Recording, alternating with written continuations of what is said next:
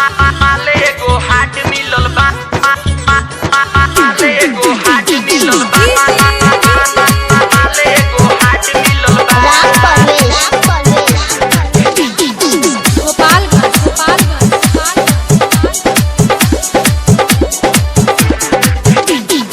असारे में बीत गइल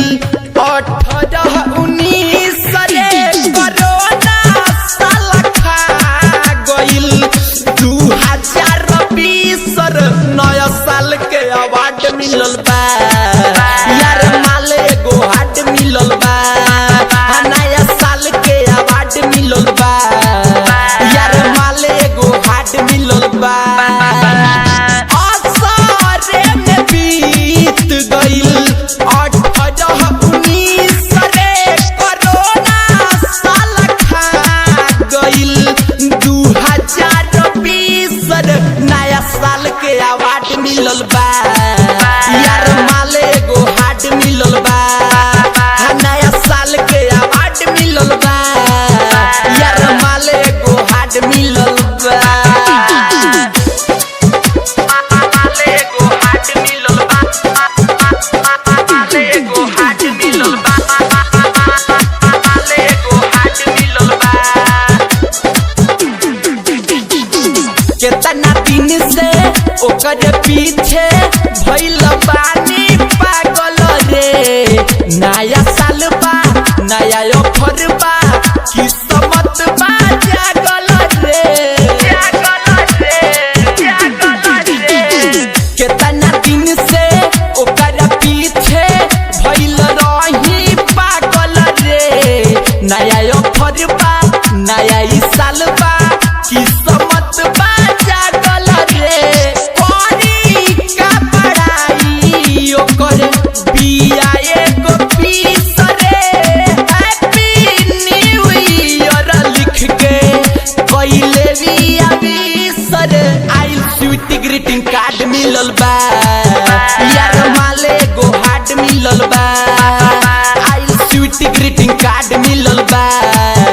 यार माले गो हाट मिलल बा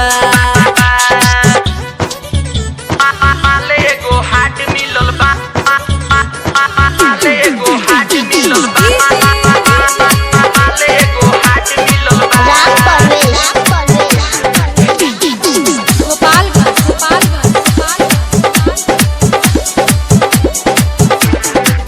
नया साल के पार्टी होई चल के कुशीनगर रे बीरबल के डीजे बाजी हिली जम के कमर रे नया साल के पार्टी होई चल के कुशीनगर रे बीरबल के डीजे बाजी हिली लचकी कमर रे शीतल मिथिलेश केस भइल फिनिश रे हाय हेलो टाटा बोल के पहिले बिया किस रे बरांड बाबा ला लाइफ गार्ड मिलल बा यार माले गो हाट मिलल बा नया साल के अवार्ड मिलल बा यार माले गो हाट मिलल बा असारे में बीत गइल 18-19 रे कोरोना